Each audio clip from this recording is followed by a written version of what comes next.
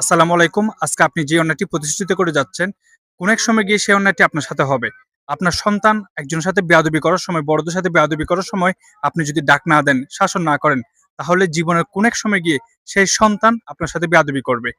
আপনি যদি আজকে ডাক দেন, আজকে যদি শাসন করেন, তাহলে সেদিন আপনার সাথে বেয়াদবি করার থেকে আপনি বেঁচে যাবেন। এই ছেলেটি শিক্ষা পাবে। ঠিক একইভাবে আজকে যে অন্যায়গুলো হচ্ছে দেশের মধ্যে, আপনার কাছে ক্ষমতা থাকা সত্ত্বেও আপনি করছেন না। ঠিক সেই অন্যায়টি আপনার সাথে হবে। ইতিহাস কিন্তু পুনরাবৃত্তি হয়। দেখেন শহীদ নুরুল ইসলাম ফারুকী হত্যার বিচার কিন্তু এখনো হয়নি।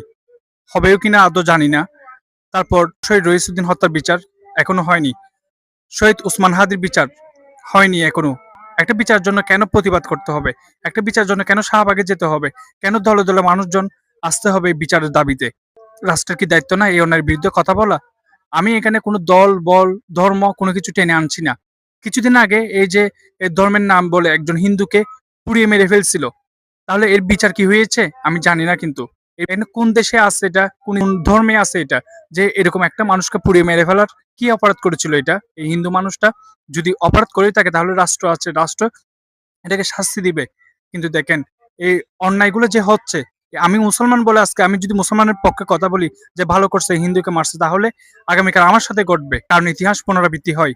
সো আমার কথা হচ্ছে আমাদের সবার ধর্ম, বর্ণ নির্বিশেষে সবার অন্যায়ের বিরুদ্ধে কথা বলতে হবে। এটা কোন দল সেটা আমার দেখার বিষয় না।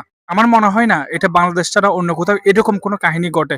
মানে ইন্ডিয়া পাকিস্তানের কথা বাদ দিলাম, জাপান বলেন, চীন বলেন, ওদের মধ্যে এরকম কোনো কিছু ঘটে বলে আমার মনে হচ্ছে না। দেখেন জাপানের মধ্যে দ্বিতীয় বিশ্বযুদ্ধের পর একটা র্যাভিস্ট কান্ট্রি হয়ে গেছিল জাপান। কিন্তু এরপরও জাপান আজকে কত সুশৃঙ্খল, কত ডিসিপ্লিন মেনটেন করে চলে। ওরা একটা সভ্য জাতি। কিন্তু আমাদের স্বাধীনতার এতদিন পরও, এত বছর পরও আমরা কিন্তু সভ্য হতে পারি নাই। আশা রাখবো সবাই নিজ নিজ জায়গা থেকে অন্যায়ের বিরুদ্ধে কথা বলবেন। কোনো দল, বর্ণ এইসব না ভেবে সবাই অন্যায়ের বিরুদ্ধে কথা বলে যাবেন। ধন্যবাদ সবাইকে। আসসালামু আলাইকুম।